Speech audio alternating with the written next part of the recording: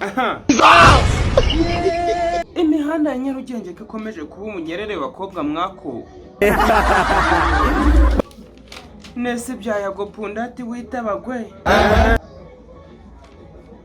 ko numva agiye kurekura indi roketi Nyamugigima yaje izana n'ibyayago igira atagiye gusohora indi roketi abanyarwandakazi mu Rugisabe we ngo ko yaba agiye kwimanika mu kagozi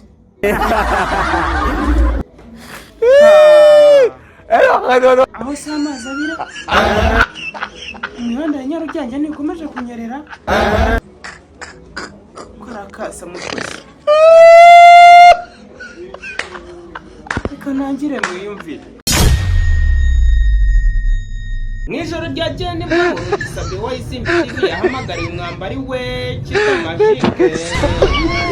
aragenda mwuhira amagambo ameze nk'inka buhira amazi arimo umunyu w'urugera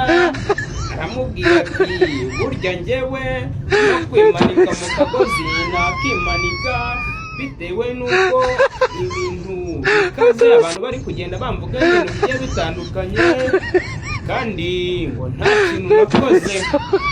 ni nyuma y'uko amaze kumva y'uko yagokunda ati witabagwe Nyarwaya Innocent ngo agiye kurekura iyindi rokete noneho irimo videwo irimo n'ibyaha nakubwiza ukuri yuko iyo videwo irimo n'ibyaha ngo niza ngo aba YouTubers ngo bazabona ibiceri abandi bazabafunga uyu muhungu witabagwe yarahiye Kizza Magique nawe ngo arimo aragenda yumvisha abantu ukuntu ibintu bikaze